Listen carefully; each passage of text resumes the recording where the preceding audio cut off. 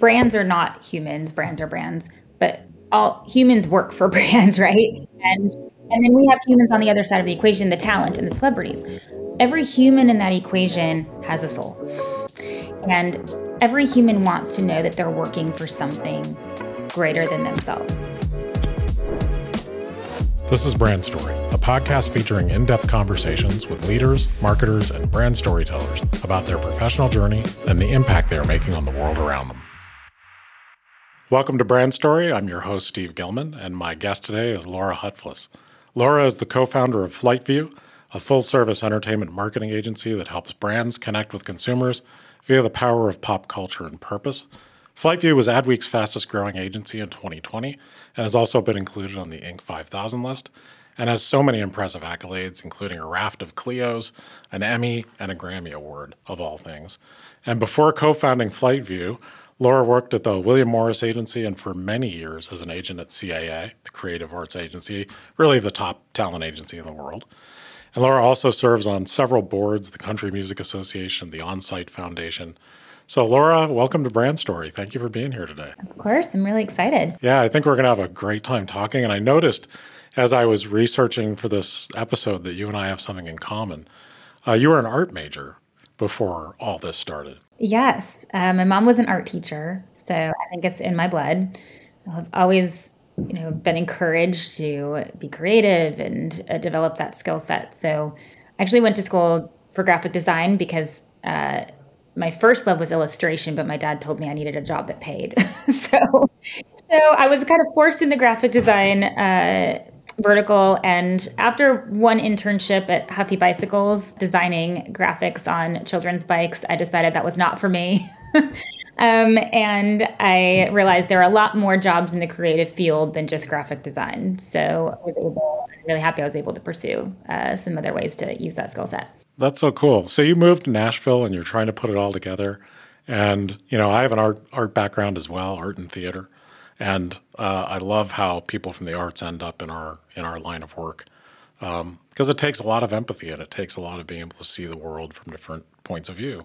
So you end up in Nashville and then eventually you worked for someone at William Morris? Yeah, that was my first real job in Nashville, actually, was Wow. an assistant at William Morris.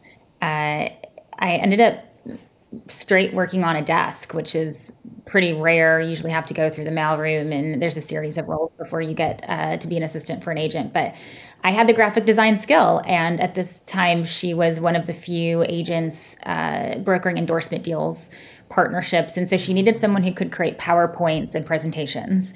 And so that skill ended up, helping me climb the ladder rather quickly and get into a field that was just emerging in music and entertainment. This was before social media. I think MySpace was the only thing that existed then. So, this vertical has shifted, over the past 20 years drastically. When I first started, talent and artists wouldn't even take commercial deals. They were considered selling out. And I believe John Mayer, Britney Spears, they were some of the first few to actually take deals. They were Pepsi deals. There's a big BlackBerry deal at the time, which was pretty innovative. So, I was right at the forefront of this space, and I was really lucky just to start at a really young age and have a really great mentor.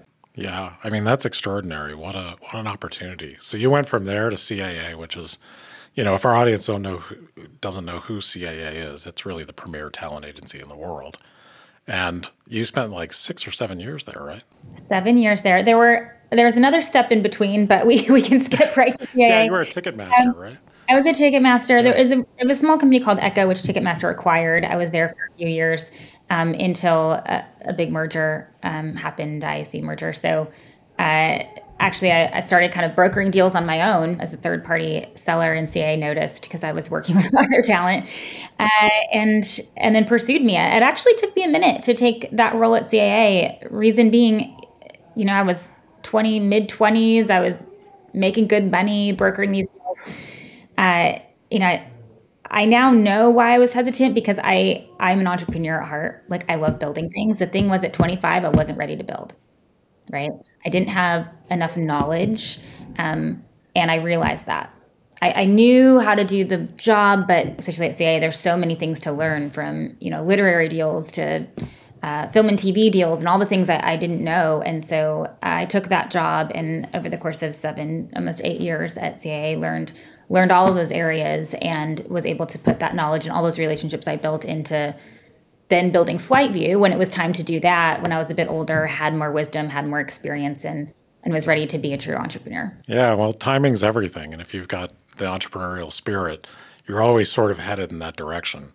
And, I can relate. I've been an entrepreneur my entire life and run my own company for about 27 years. Yes, a lot more. So I'm excited to learn from you. Maybe after this, we can reverse and I can ask all the questions. I'd love to. We can talk anytime you want. Okay. Yeah, I love your story, because I think what's really unique about you is, and FlyteVu is incredibly successful, and I want to talk to you about FlyteVu in just one second. But I think what's so cool is that you have such an amazing spirit of giving back and bringing people together. And, I've heard you talk about why knowing what your why is so important, and that it's not a nice to have. So can you tell me a little bit about how that connects with you starting FlyteVu? I'll say I loved my job at CAA. I loved the work. I loved connecting brands to talent, creating these big marketing campaigns and programs. I lost the why because I eventually realized I was making money for people who had a lot of it already. And I was selling products, right? I was selling cans of Chef Boyardee or cell phones or whatever it was. And I realized that especially as social media platforms grew, that these talent had massive platforms. And when you bring the dollars from a corporation behind that, you can affect real change. If I can push someone to buy a product, I can maybe, encourage them to think about an issue differently, or encourage them to take an action, to give back or help their neighbor or put positivity in the world. It was like, wow, this is the momentum for real change and real culture shift. But where I was sitting at CAA didn't allow me to really create campaigns in that way. Where I was sitting, I was getting the programs from brands and taking them to my talent. I really wasn't in the creation phase. That sat on the brand side.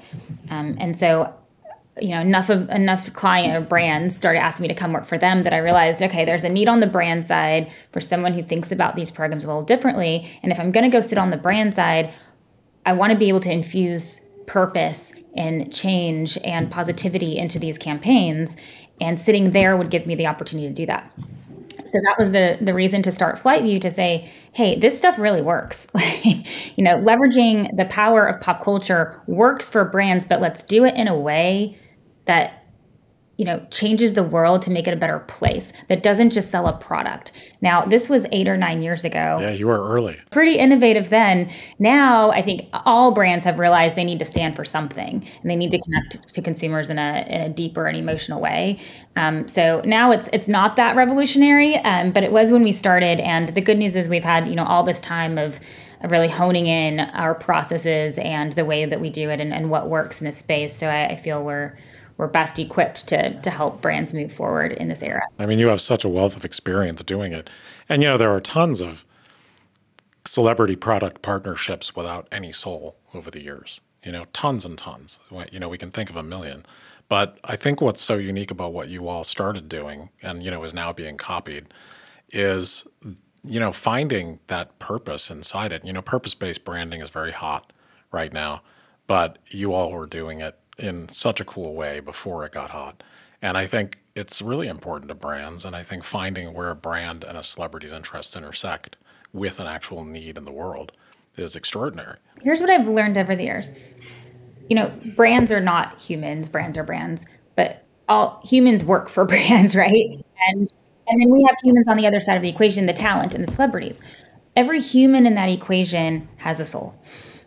And every human wants to know that they're working for something greater than themselves. So if you can create a program that does that, everybody on the brand side, all the talent, or all the partners, you're going to get a lot more out of it because they feel like they're doing something greater than just swapping, a paycheck, or selling a product. So one of the questions I ask to our clients as we're going through an onboard process and briefing process with all of them, the very last question I ask every single person on the call is, the end of the day, at the end of this program, when we finish this program, what are you going to be most excited to tell your kids about, or your parents, depending on your age? And that stops everyone in their tracks, because they're typically asked, what are you going to be most excited about at the end? And the answer is always KPIs.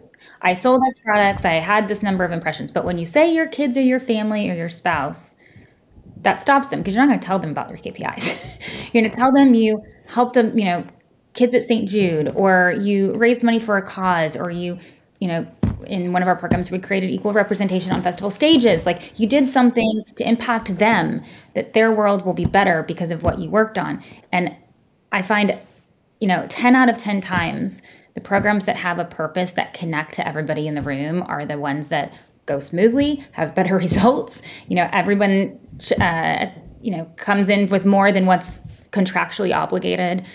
And everyone feels really good at the end, no matter what the KPIs are or if they met them. There's a greater purpose and mission. And it's nice that I see other people happy and proud of their work. Because like I said, you can like your work, but if there's a difference between liking it and being proud of it. And that was the difference for me making the switch from CA to FlyteVu. I liked my work, but I really wanted to be proud of it and feel like I was making a difference. What you all are doing is such good marketing and also such great brand work, in that connecting with purpose and then having everyone buy in. I'm sure employees are happier on the brand side and on the agency side, and the celebrities get to do something they believe in, depending on how the particular project is structured. So, as we're talking about this, I want to make sure the audience understands a couple of different kinds of things you all do. So a couple examples that I saw that I think are amazing. Of course, your Super Bowl ad with Serena Williams is very notable. So we'll talk about that one, but I have a couple others that I really love. So you did this entire effort with Serena Williams and Bumble, the In Her Court campaign. It got so much press around the Super Bowl, and it was an all-women-led effort. Can you tell me a little bit about that? Because it's pretty extraordinary. Yeah. Well, I have to give credit to the founder of Bumble, Whitney Wolf. When she first started the brand years prior, her slogan was, the ball is in your court. If you don't know much about Bumble, it's a female-first dating app, and women make the first move. That's their differentiator. So the ball is in your court was, really speaking that metaphor to what the app stood for and the differentiator.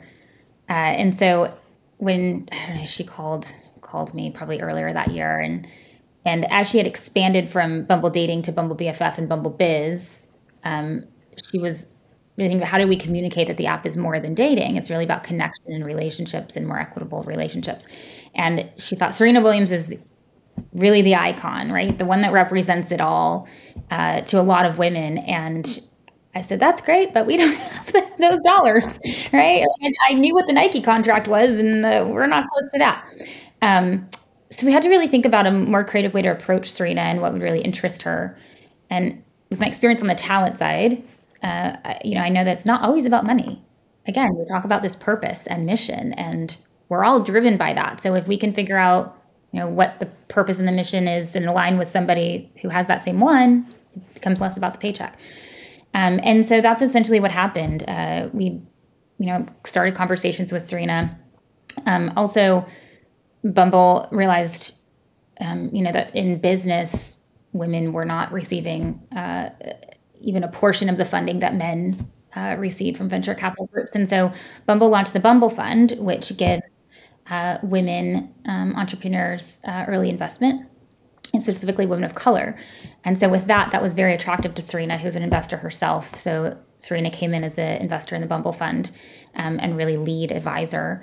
And that was really the core of the partnership. And Super Bowl was an afterthought. So Super Bowl was, okay, how do we launch this in a big way and let the world know about this? It's like, let's launch this in Super Bowl because it is such a male-dominated event, especially in marketing. And we quickly scrambled and pulled in some other agencies to help. VML Y&R worked on the creative, and we worked together, built a team, and they did a wonderful job establishing an all-female creative team. And shot the ad and got it out in the timeline. But it really was a 3-year program, and that's a unique approach. We didn't just create an ad and then cast Serena, and that's typically how those Super Bowl spots work. We created a movement, and a platform, and found a partner who had the same heart for that platform, and it became a long-term partnership for both. Yeah, that's so much more sustainable. And then the ad is just an expression of what's already actually happening.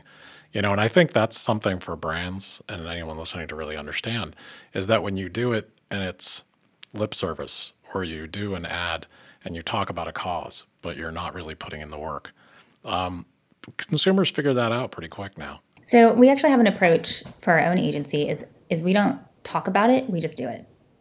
And that's the advice we give also to our clients.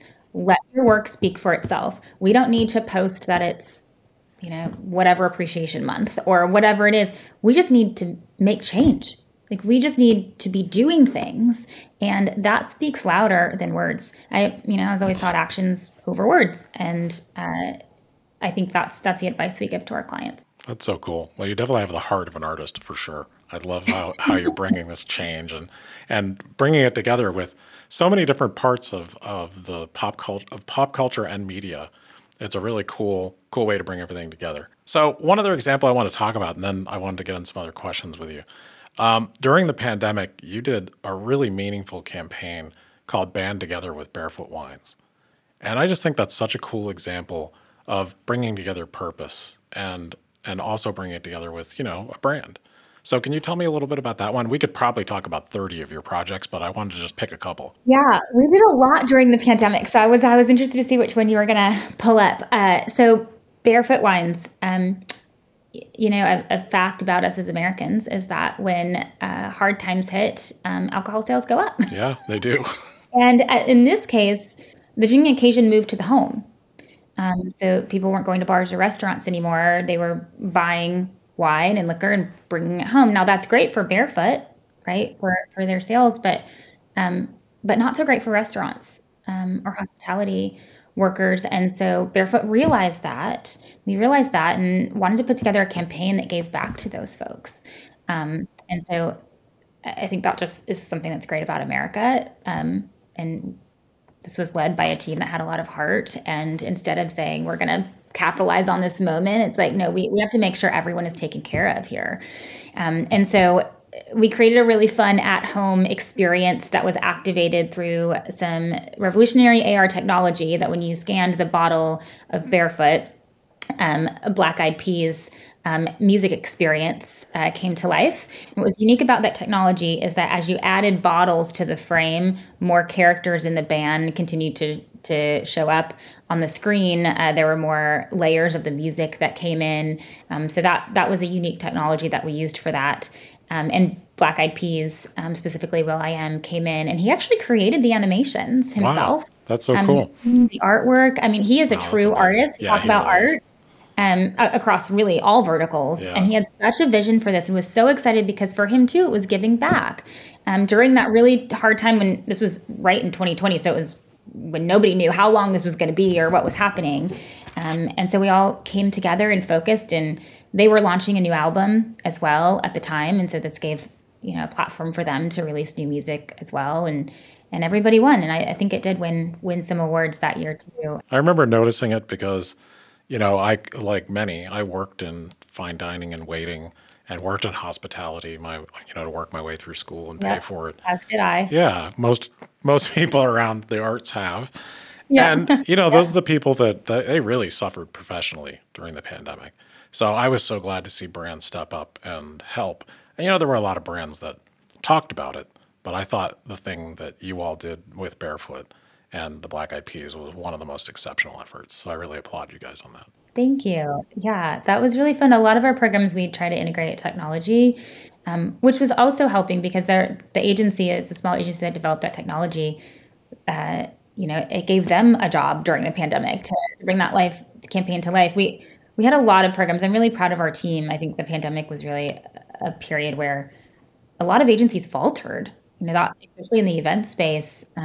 But our team really came together, finding innovative ways to bring campaigns to life, transitioning events to virtual and all the things we had to do during that time, which honestly, I believe we are better for now because we have so many more tools in our toolbox now moving into 2023, having been through those years. It's crazy to say that it was good for us in some ways, isn't it?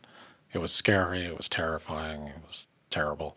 But, I think in the agency world, there are people who had a lot of problems. And then there are people who,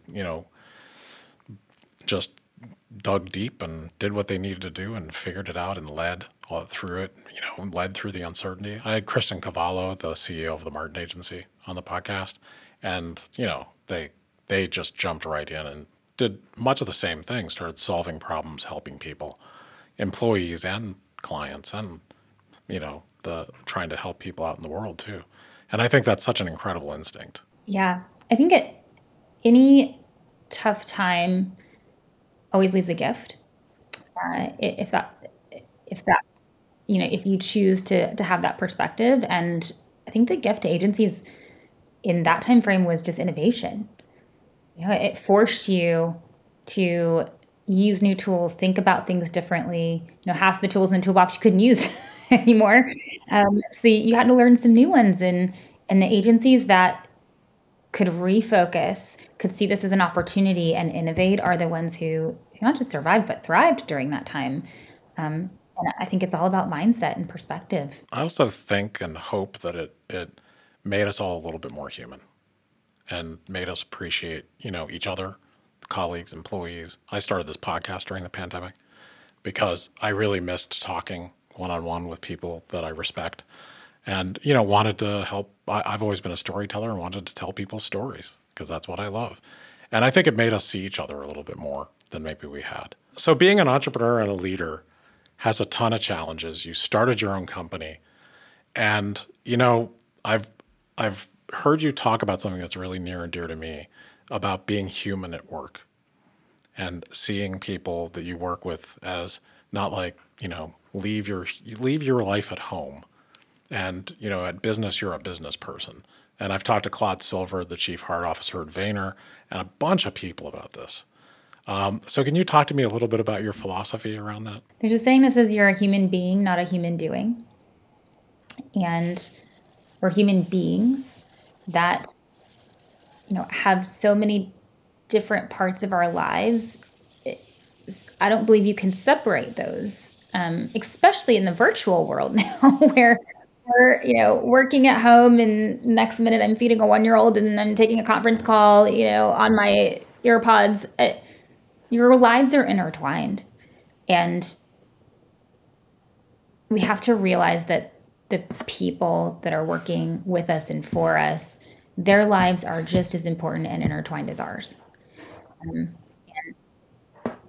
I think it's that empathy that allows you to be a good leader and have perspectives. And I don't always get it right. Like we don't. Sometimes we have to turn around and make amends. I will say, because a good example of that, I was single and for 40 years, we're working and spending all hours of the night working, building businesses. And then last December, I decided to adopt my little girl on my own. And I remember, in previous jobs when parents took off because their nannies were sick or they had to go to soccer practice, I felt like the work got dumped on me and I had to pick it up. And there was a lot of bitterness there. And I didn't understand why, that happened. Well, and so I was pretty stringent on my maternity and paternity leave policies when I set up FlyteVu, I will say. When my daughter was born, she was born 3 months early. I spent 3 months in the NICU. And I quickly realized that it is very difficult to be a working mother, much less a single working mother, and very quickly changed my maternity and paternity leave policies. And I realized that was not the right perspective, but I could not have that perspective until I walked the journey. And so, as a leader, we have to try our very best to understand, even if we haven't lived in those shoes. I will say what we did alongside that maternity paternity leave policy is we also offered a policy that if you've been with the company several years, then you could take a sabbatical, because not everyone has children, right? And some other people need time off to go pursue their passions or what they're excited about in life, and maybe just need a break sometimes. And so we really revamped, when I came back, we revamped that whole policy to say, okay, there's time, no matter what stage you're in life. Your kids are out of the house, you're just starting a family, whatever it is, there are blocks of time for you to step away to, be able to balance your life, because it's life. Good for you. And I think it's happened more in business, and it's really hard to even imagine and remember how rigid it used to be. How many companies were like, no, you will be here from these hours to these hours. That's the world we grew up in. So I think now that we are leaders, we need to look back and say, okay, just because we had to do it doesn't make it right. Yeah. I mean, I started my own company for the sole reason of trying to do the whole thing in a more humane, generous way. I think when you have great people, you treat them the absolute best that you can, and you actually listen, and you try to help, and that's the best you can do. And, so I really love that you all have all those policies and the way that you approach this. I really admire it. And you all are known for a couple of things, but something that a lot of businesses don't do and is very inspiring is, you're doing all these campaigns that bring community back and help change cultures and all these things. But you also have the FlyteVu Fund. And that's something really rare, I think. Can you tell me about how that came about? Because talk about putting your money where your mouth is. This is my favorite part. So when Jeremy and I started the company, we went to a little cabin in the woods and mapped out, what we thought the agency would be. Now, looking back, the business plan has completely changed, as probably for every entrepreneur getting into this. But one thing hasn't. And from day one, 10% of everything that comes in the door, we give back to nonprofits in the community. So from the first dollar that started, now over the course of 8 years, that's increased. And so we're up to 15% across 8 years, which comes up to about 1.2 million. We've been able to give back because we held to that. We've never shifted from that perspective. We always believed we were going to be successful, or we were going to measure our success by how much we're able to give, not make. And when you look at it that way, it puts everything into perspective, puts everything else into perspective. So some fun things that we did when we first started out, the give back numbers were a bit smaller, until our revenues grew. But we would write blank checks for our staff, and our staff got to fill in who they wanted to give it to. And then they were required to go deliver it in person. So that was really fun. Every year we would do kind of the big give back day. Everyone really looked forward to that. Then as we grew, the amounts grew. And so we started an official fund now, and now our staff can request grants. We have some talent, actually, and some clients who have requested grants. Most recently, one of our clients, Chico's, is based in Florida, and they were really affected by Hurricane Ian. Almost, a good number of their staff lost everything. And so in that case, we were able to write, a grant from the fund to help those employees and help that team, get back on their feet. And so that's what we use the fund for, is to help those that, who have supported us, to give back to the community. And there's a whole plethora of organizations that we've given to that have all been chosen by our staff. That's so amazing. And I think, when you think about brand, and I talk to a ton of brand leaders and have been in this industry for a really long time, the through line between who you are and what you care about, the work you do, and the fund is a straight line. I mean, it is like that's what most brands aspire to be, is to really, because the work you're doing, trying to build community and make change. Of course, a company like yours would think to also have a fund that gives back. My parents taught me when I was young, you can't outgive God. And anything that we have is not really ours, right? We've been blessed with it. The fact that I was born in the U.S. to middle-class parents, was able to have an education. I didn't do any of those things. I can't claim any of that. And I can just be thankful that, the God of the universe, already put me on third base out in this world. And so, gosh, I need to hold everything with an open hand, that none of that is mine, even the skills and talents that, each of us are given. Like, I didn't choose those. I may have developed them, but I just think when you have the perspective of none of this is mine, it's much easier to hold it with an open hand than if you claim that, you earned it and it's yours. That's much harder to give. I just find there's so many fun stories when we have given back, and that's what drives me, just to see our team too also engage. We have one employee who's been working with an organization for 10 plus years through our company, and now he sits on the board and he's very involved, and it was his time, but also our dollars that opened that door for him. And it's just so nice to see them take that money and double it and triple it and host their own fundraising campaigns. And suddenly that generosity is multiplied. And I think at the end of the day, if someone says, what are you most proud of? Like that's it. There'll always be other clients. And as you know, in agencies, clients come and go, and it's really the people and the impact that you've made that stays and that you can be really proud of. Well, that's also what gets you through good times and bad times and growth and challenges is, I love what you said about it being about what you can give, not what you can get. That is the heart of a great brand right there. And I think more brands, I hope, will learn from that because it works in the world today, thank God. And it's pretty cool. I think we come from a business system in America about like, what can I get and what's mine? And you still see a lot of greed and a lot of like me first, So thanks for being part of the solution, not the problem. I appreciate it. Yeah, thank you. So let me ask you a couple questions about you.